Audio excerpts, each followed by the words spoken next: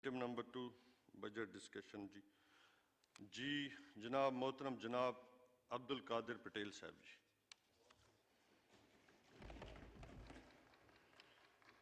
बहुत शुक्रिया सर। इंतहाई शुक्रगुजार हूँ और इंतहाई खुश भी हूँ कि आज आप तशरीफ़ फरमाए मेरे सामने। वो एक शेर से आगाज़ करूँगा आपको देखते हुए कि क्यों जल न गया ताब रुखे यार देख कर, जलता हूँ अपनी ताकत दीदार देख कर। जनाब वाला,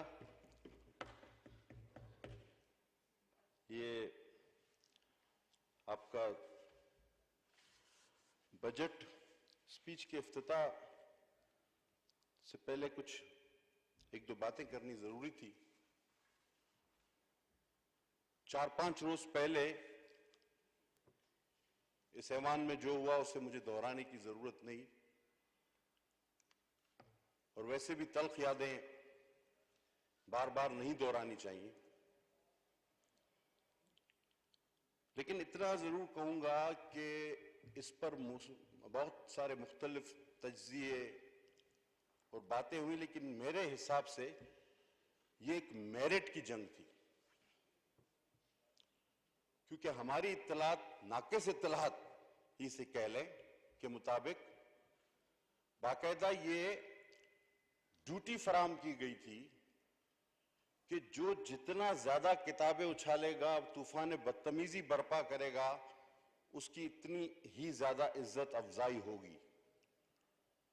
तो उसी वजह से कुछ ऐसे वुज़रा भी मुझे उस रोज ये किताबें उछालते, मारते, फेंकते नजर आए, जिनके बारे में मैं ये तवक्को, चंद ही सही, मैं ये तवक्को नहीं करता था। और बाकी तो चले ठीक है, लेकिन हस्बे वजन और हस्बे तौफीक हमारे वजीर दिफा साहब ने जो एक कागज वहां से उछाला, वो बहुत जोर मिसाइल की तरह यहां आया है सर। और मैं तो इस बात पे खुश हूं कि अल्लाह ने बचत की, कहीं लग लगा जाता तो 5-6-8 आदमी तो यहां लुढ़क जाने थे उसमें। बहरहाल मौजू की तरफ आते हैं सर। कल हमारे ऑनरेबल चेयरमैन बिलावल भुट्टो जरदारी साहब ने अपनी जामे मुफस्सिल तकरीर की। उसमें दो चीजें सर काबिल गौर हैं। एक का ताल्लुक बराह रास्त आपसे है सर। उनकी तकरीर को सेंसर किया गया पीटीवी पर।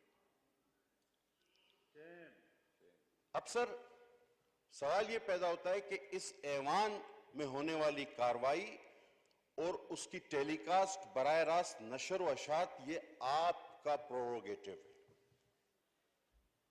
इसे कोई और नहीं रोक सकता।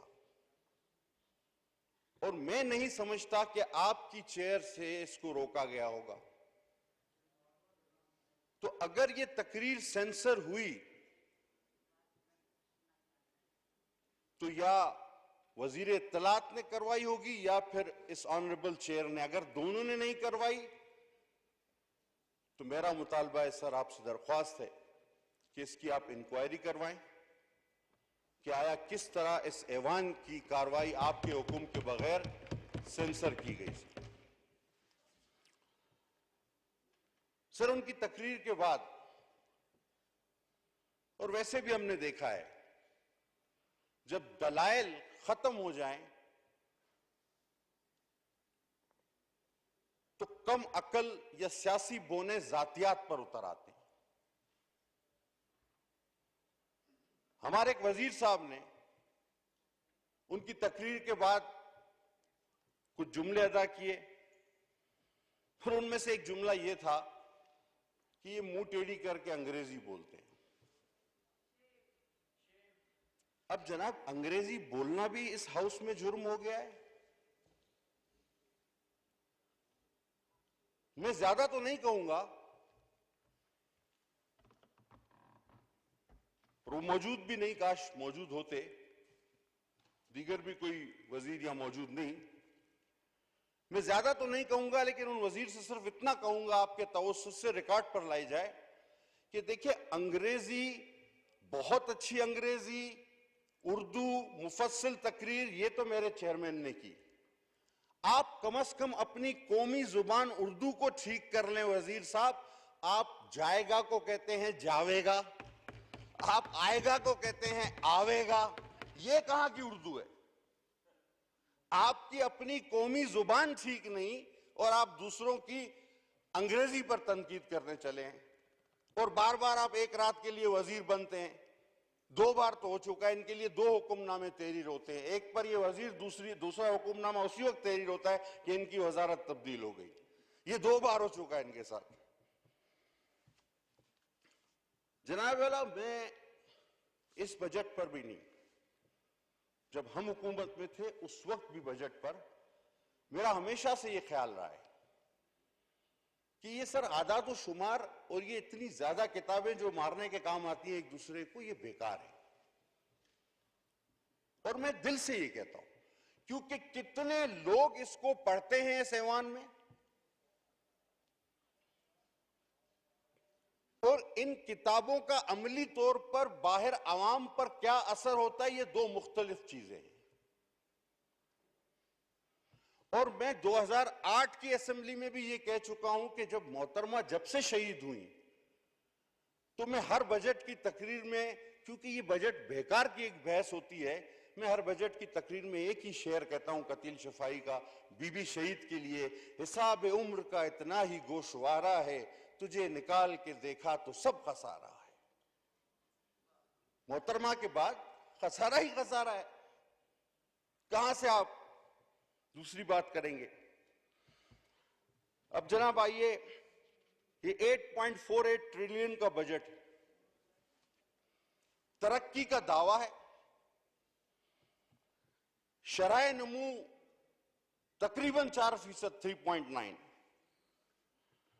दावा यह है कि लोगों की कुव्वत खरीद में इजाफा हो गया है जी। अब अगर मैं आपकी ये बात मान लूं सर, तो फिर मैं आपकी ये बात भी मानूं कि 21 लाख लोग बकौल आपके बेरोजगार हुए हैं, हालांकि ये तादाद 50 से 70 लाख लोग हैं। 2 करोड़ लोग गुर्बत की सतह से नीचे आए हैं। बेरोजगारी, महंगाई में बेइंतहा इजाफा हुआ है।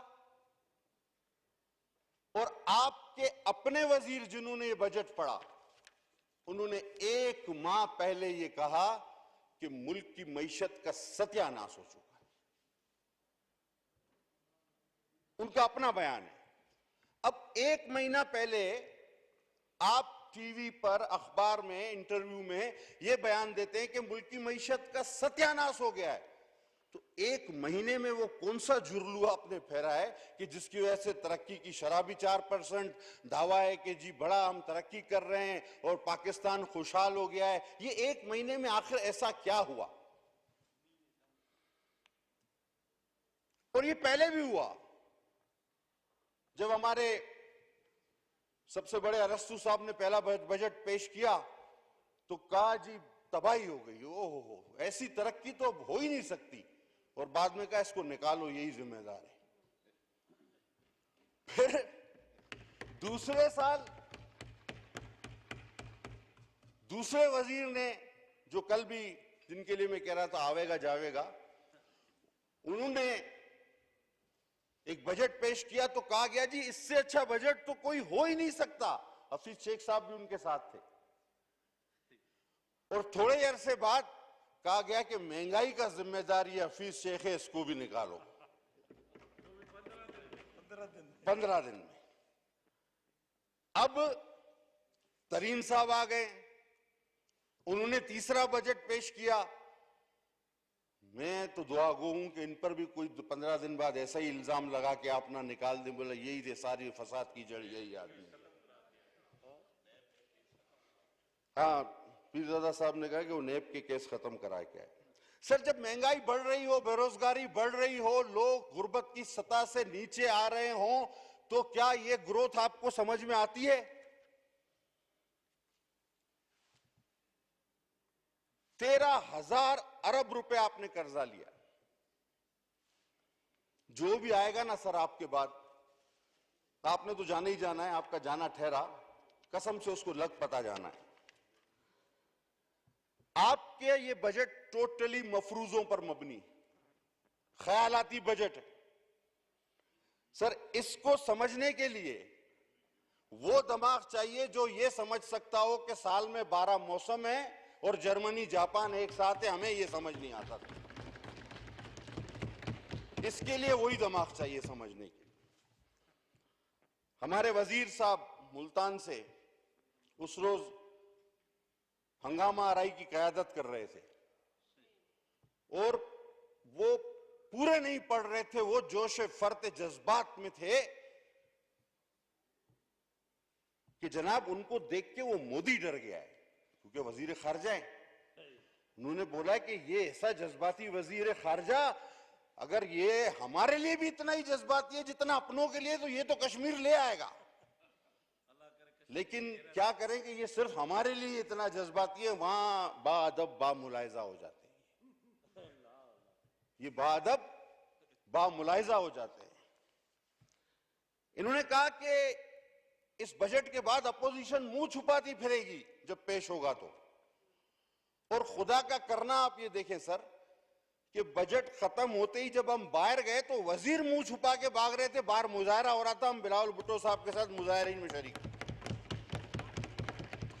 और कोई दिन ऐसा नहीं है बजट का, इजलास का, कि जब बाहर डी चौक पर या दरवाजे पर फोर्सेस ना खड़ी हों, मुजाहिरीन ना खड़े हों, लोग गुर्बत, महंगाई, बेरोजगारी, नौकरी से निकाले जाने पर लान तान ना कर रहे हों और हम कह रहे हैं जी मुल्क तरक्की कर रहा है। कोई दिन ऐसा नहीं है जब ये सड़कें ब्लॉक ना हो। एक दिन आप मुझे बताएं और सारे वजीर पिछले दरवाजे से मुंह छुपा कर निकलते हैं।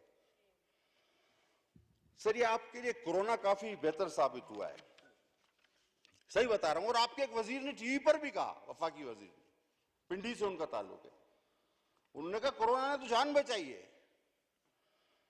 क्योंकि आपने सर इस बार कोई कर्जा अदा नहीं किया, सिर्फ इंटरेस्ट दिया है। 13,000 अरब कर्ज जरूर लिए।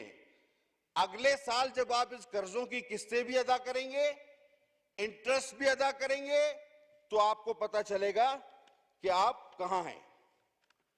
सर 2013 में हमने जब हुकूमत छोड़ी थी तो 25 अरब रुपए की दरामदाद थी, आज 22 भी नहीं है और आप नाच रहे हैं खुशी से। तो ये आपके टारगेट हैं। सर 3 बजट हुए, आपने कौन सा फाइनेंशियल टारगेट अपना मीट किया है टैक्सेस का? No, not a single. और इस बार भी आपने बड़ा मफरूजा रखा है कि जनाब 11,000 अरब रुपए, और ये पेट्रोल की कीमतें आप बढ़ाएंगे, ये गरीब आदमी के जेब से आप निकालेंगे, ये आप नाजायज टैक्सेस लगाएंगे, महंगाई को इतना ले जाएंगे ऊपर। अब तो गरीब खुदकुशी कर रहे हैं, मुतवस्सित भी खुदकुशी करने लगेंगे। ये बजट कश्मीर इलेक्शन का बजट है या मिड टर्म इलेक्शन का बजट? ये तो वैसे ही बजट है जिस तरह बचपन में कोई थप्पड़ मार के भाग जाता था। ये बजट पेश करके भागने वाले हैं क्या? ये जनाब एक ऐसा बजट है जो सिर्फ कागजों तक रहेगा और इससे आगे नहीं चल सकता। सर इस इलेक्शन रिफॉर्म्स, बड़ी बात, ही गैर मुल्कियों को वोट का, वो जो पुराना इलेक्शन एक्ट है जो कहता है 120 दिनों में आपको फैसला करना है तनाजात का, क्या वो पूरा कर लिया आपने? आप तो स्टे ऑर्डर पर चल रहे हैं। आपका फॉरेन फंडिंग केस आपकी बेशुमार दरखास्तों की वजह से रुका हुआ है और आप इलेक्शन रिफॉर्म्स ला रहे हैं। आप इलेक्शन रिफॉर्म्स ला रहे हैं जो बार बार कहते हैं फॉरेन फंडिंग केस नहीं चलाना, और वो भी नहीं चलाते, इतने बेचारे बाअदब हैं। और आप ही इलेक्शन रिफॉर्म्स ला रहे हैं। ये दिन भी हमें देखना था, और पता नहीं ये स्टे ऑर्डर कब खत्म होंगे जनाब अली। सर मैं एक बात पूछना चाहता हूं, जो ये बार बार कहते हैं, उठते जागते सोते नींद से बेदार होके भी कहते हैं मैं एनआरओ नहीं दूंगा, मैं एनआरओ नहीं दूंगा। सर ये एनआरओ का मतलब क्या है? हम तो समझे थे कि एनआरओ का मतलब है कि जिसने करप्शन की उसको हम पकड़ लेंगे और छोड़ेंगे नहीं। मैं भी यही समझा था और आम आवाम भी यही समझी थी, लेकिन यहां तो एनआरओ का मतलब यह नहीं लगता। आप खजाना से देखें तो हफीज शेख निकल आता है, उसको कोई कुछ नहीं कहता। आप पेट्रोल से देखें तो बाबर नदीम निकल आया, उसको किसी ने कुछ नहीं कहा। आप अद्वैयात से देखें तो कयानी निकल आया, उसको किसी ने कुछ नहीं कहा। आप चीनी से देखें तो जहांगीर तरीन निकल आया, आपने कुछ नहीं कहा। आप के इलेक्ट्रिक से देखें तो आरिफ नकवी निकल आया, आपने उसको कुछ नहीं कहा। आप चंदे से निकले तो हमारी बाजी निकल आई, आपने उनको भी कुछ नहीं कहा। आप कोरोना मेडिसिन से देखें तो जफर मिर्जा निकल आया, आपने उसको कुछ नहीं कहा। आप हाउसिंग सोसाइटी को उठाएं तो अलीम खान निकल आता है, आपने उसको कुछ नहीं कहा। आप रिंग रोड को उठाएं तो जुल्फी बुखारी निकल आता है, आपने उसको कुछ नहीं कहा। आप बीआरटी, मलम जब्बा और रिंग रोड, ये सारे केसेस, फॉरेन फंडिंग, ये सारों को तो आपने कुछ भी नहीं कहा। तो आप क्या नहीं देंगे? ये एनआरओ किस चीज का नाम है सर, मुझे ये तो बताया जाए।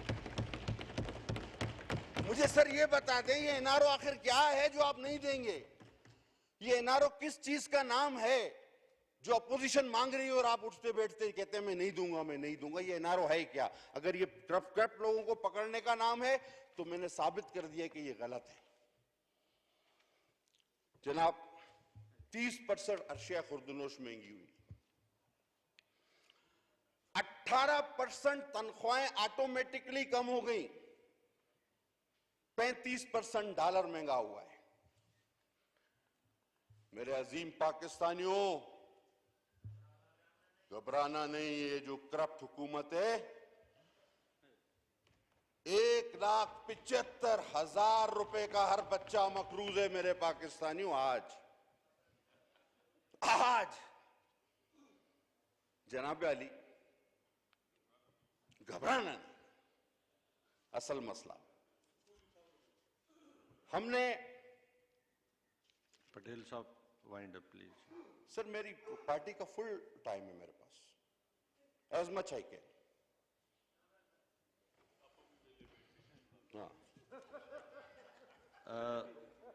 आपके विप ने कोई हमें इंटीमेशन नहीं दी। अभी दे देते जी, वाइंड अप प्लीज।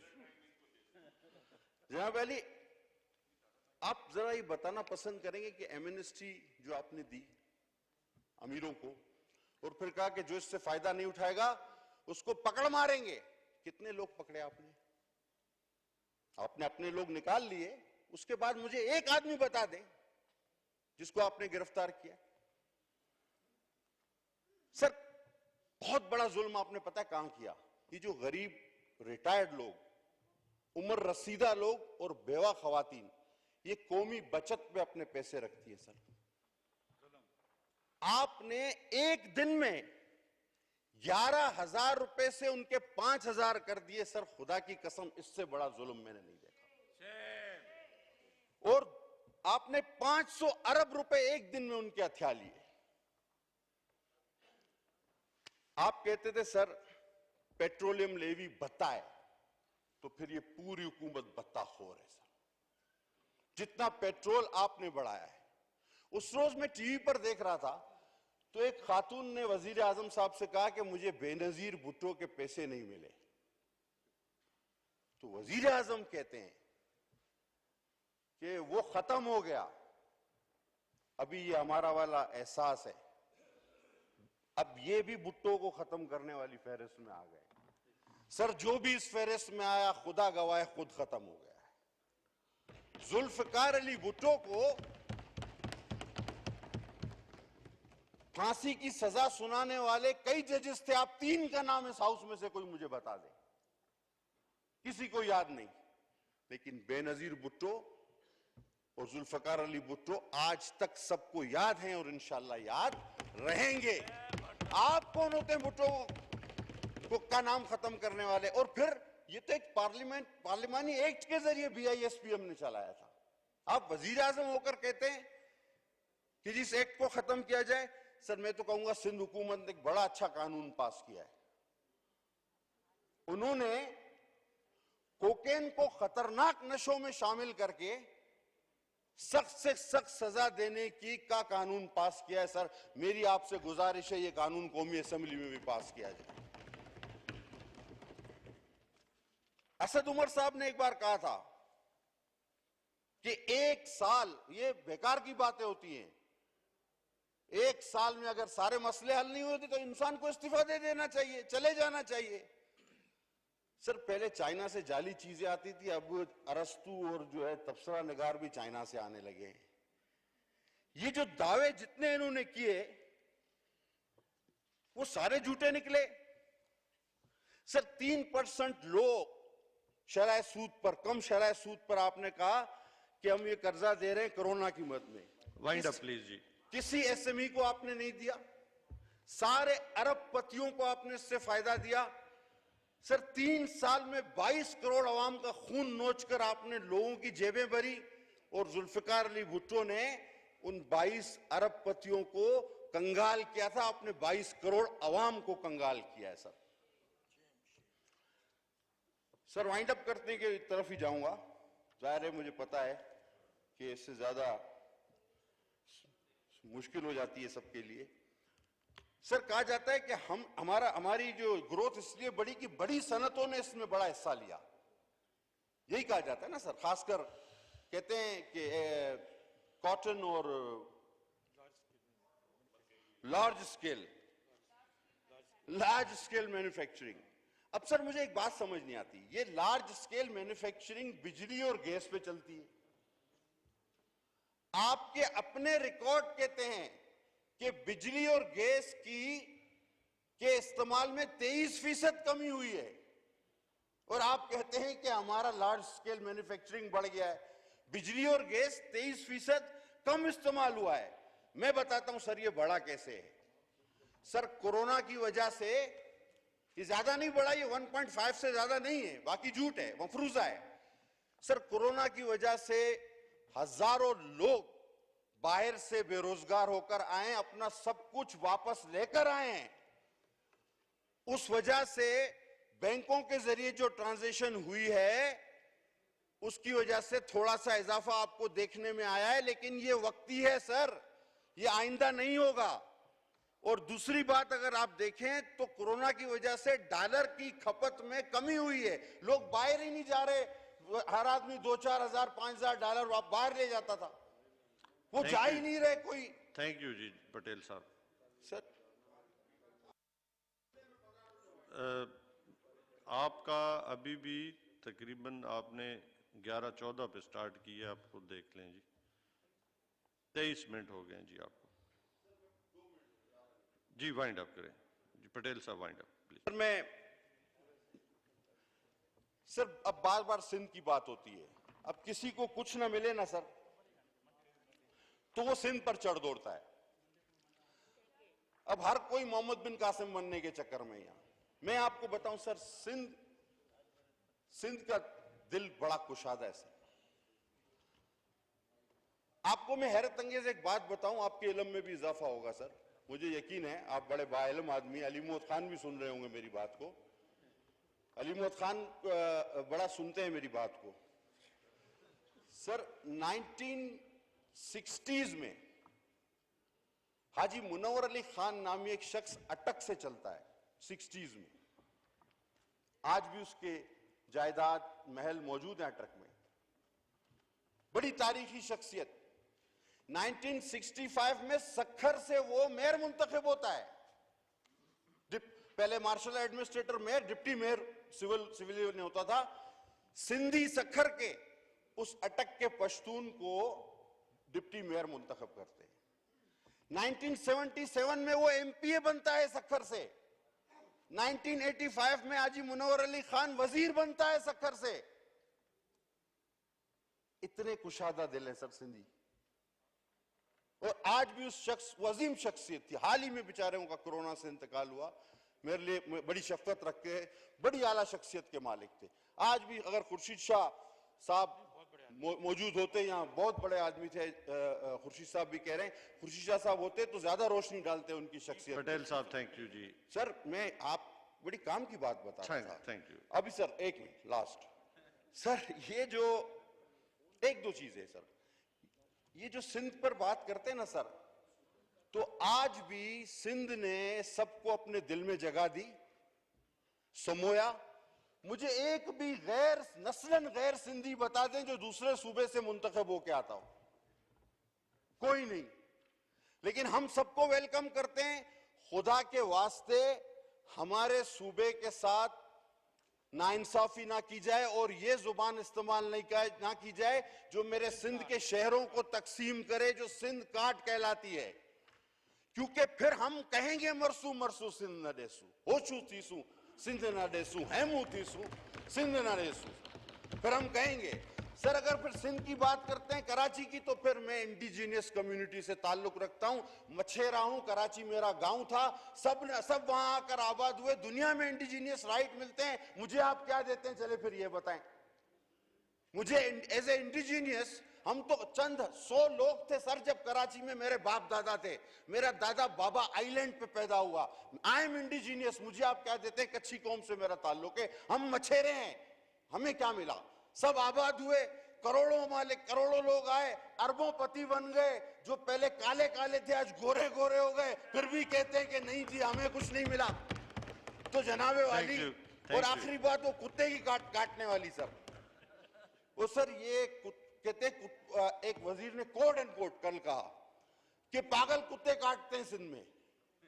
आपके तसव्वुर से सर, तवस्सुत से सर, अव्वल तो वफाकी हुकूमत ये कुत्ते काटने वाली दवा वो इजाजत देती है, वही मंगा के सूबों को देती है। आप नहीं कर रहे ये काम।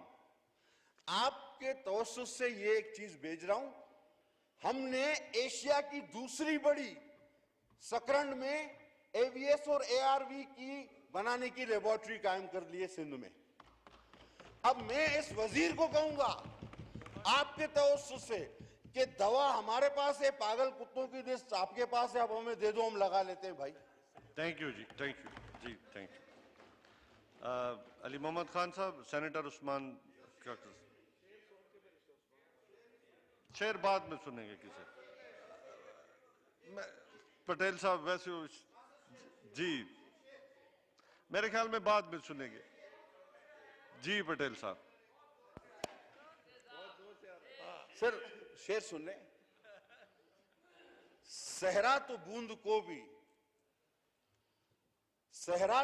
को भी तरसता दिखाई दे, और बादल समंदरों पे बरसता दिखाई दे। ए चश्म यार तू ही कोई दिल का बैद खोल, मुझको तो ये दयार ना बसता दिखाई। जी अली मोहम्मद खान